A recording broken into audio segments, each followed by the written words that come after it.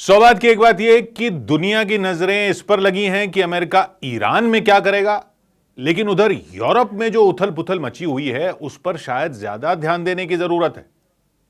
दूसरी world war के बाद से अमेरिका और यूरोप एक माने जाते थे, लेकिन ग्रीनलैंड को लेकर उनमें दो फाड़ होती जा रही है और पुतिन शायद कहीं बैठे मुस्कुरा रहे होंगे यह सब देखकर। पिछले कुछ दिनों में तेजी से यूरोपीय देशों ने ग्रीनलैंड में अपनी फौज भेज दी है। जर्मनी से, फ्रांस से, Britain, Netherland, Sweden, Norway, Finland से भी सैनिक भेजे जा चुके हैं। अब कहा तो यह जा रहा है कि ये वहां पर डेनमार्क की सेना के साथ अभ्यास के लिए सैनिक भेजे गए हैं, लेकिन अभी तक तो यह था कि यूरोप के किसी भी देश पर कोई खतरा होता था तो उसके लिए अमेरिका की अगुवाई वाली नेटो सेना का सहारा था। अब खतरा अमेरिका से ही है तो यूरोपीय देशों के अभ्यास के मायने ही बदल गए हैं। यानी ये छोटी सी बर्फीली जगह ग्रीनलैंड पूरी दुनिया को हिला रही है। पृथ्वी के गोले पर उत्तरी ध्रुव की तरफ यह विशाल द्वीप है, बर्फ से ढका हुआ ग्रीनलैंड। यह दुनिया का सबसे बड़ा आइलैंड है, सबसे बड़ा द्वीप है, लेकिन यहां सिर्फ 57,000 लोग रहते हैं और उनमें भी ज्यादातर जो है वो इनुइट जनजाति है, उसके लोग हैं। ये डेनमार्क का हिस्सा, लेकिन स्वायत्त हिस्सा है, यानी यहां के लोग अपना खुद का शासन चलाते हैं। डेनमार्क समुद्र के पार है, समुद्र के पार यूरोप के स्कैंडिनेविया में है।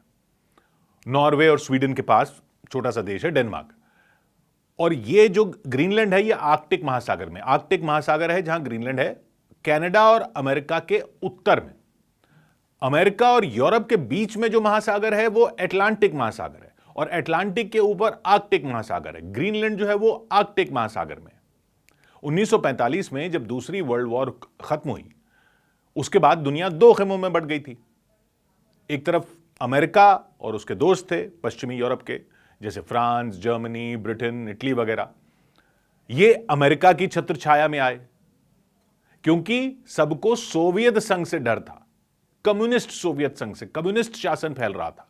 सोवियत संघ यानी रूस के साथ बना बड़ा कम्युनिस्ट देश अब टूट चुका है, लेकिन रूस तो अब भी है।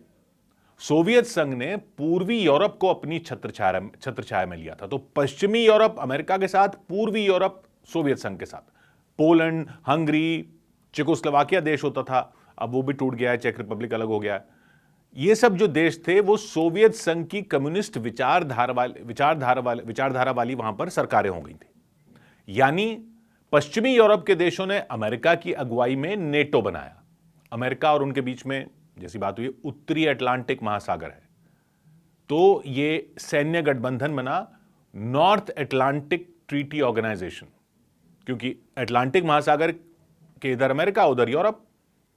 North Atlantic Treaty Organization NATO 1949 में बना। यह अमेरिका की अगुवाई में था। और यहां क्या था कि अगर कोई एक देश पर हमला होता तो सब मिलकर लड़ते हैं। यह है ये सैन्य गठबंधन। पूर्वी ब्लॉक जो था उसने वॉर्सो पैक्ट बनाया सोवियत संघ की अगुवाई में। पश्चिमी यूरोप के देशों ने अमेरिका के साथ रहकर यह फायदा उठाया कि उन्हें सुरक्षा की चिंता नहीं थी। वर्ल्ड वॉर के बाद अमेरिका ने अपनी फौज यूरोप में रखी, नेटो बन गया तो उनको सुरक्षा की चिंता नहीं थी। परमाणु हथियार दिए अमेरिका ने, रूस से बचाव किया।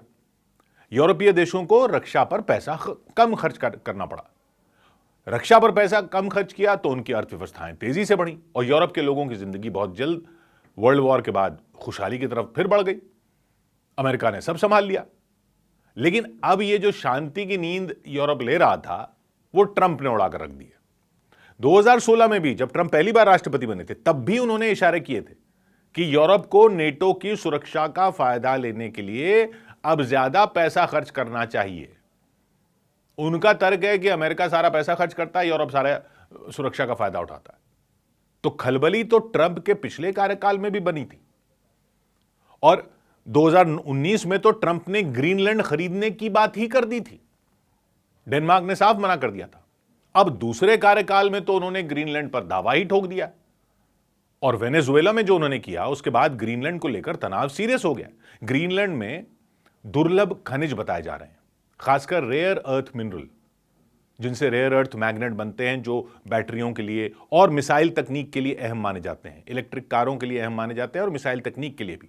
और अभी रेयर अर्थ में चीन की मोनोपोली चल रही है।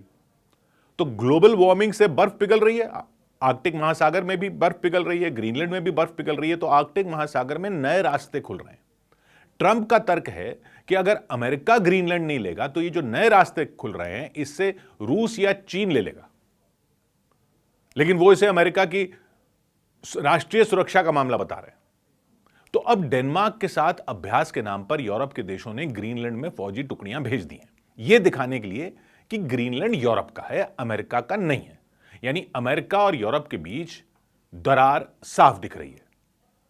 डेनमार्क के प्रधानमंत्री मेटे फ्रेडरिक्सन ने ऐलान कर दिया कि अगर अमेरिका ग्रीनलैंड लेगा तो नेटो खत्म समझो। अब अगर नेटो की यह हालत है तो गब्बर सिंह तो यूक्रेन से पूछेगा ना कि अब तेरा क्या होगा। यूक्रेन रूस से लड़ रहा है, नेटो जो है वो अगर अलग अलग थलग पड़ रहा है, यूक्रेन तो रूस से लड़ रहा है 2022 से, अमेरिका और नेटो उसको सबसे ज्यादा मदद देने वाले हैं। अब सबसे बड़ी बात तो यह कि पुतिन ने हमला भी इसी बात पर किया था कि यूक्रेन नेटो में न जाए। अब नेटो ही अगर टूट गया तो यूक्रेन की मदद को कौन आएगा? पुतिन के हाथ में तो एक के बाद एक कई पत्ते आते चले जा रहे हैं, और रूस आर्कटिक में भी मजबूत हो रहा है चीन के साथ। ट्रंप की यह हरकत रूस को मौका दे रही है यूक्रेन पर दबाव बढ़ाने का, क्योंकि यूरोप अब ग्रीनलैंड को बचाने में लग गया है। अब वो यूक्रेन पर ध्यान नहीं दे रहा, उसका ध्यान सारा ग्रीनलैंड पर चला गया। यानी यूरोप का तो सब कुछ उलट पुलट हो गया।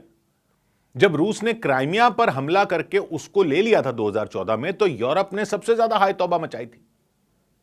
अब यूरोप क्या बोलेगा? अब वही धमकी अमेरिका ग्रीनलैंड के लिए दे रहा है जैसा अटैक पुतिन ने क्राइमिया पर कर दिया था। तो यूरोप बुरी तरह फंस गया है। पुतिन तो कहानी में आए इस ट्विस्ट को देखकर मुस्कुरा रहे होंगे। पुतिन से यूरोप को ट्रंप बचाने वाले थे, ट्रंप से यूरोप को कौन बचाएगा? 100 बात की एक बात।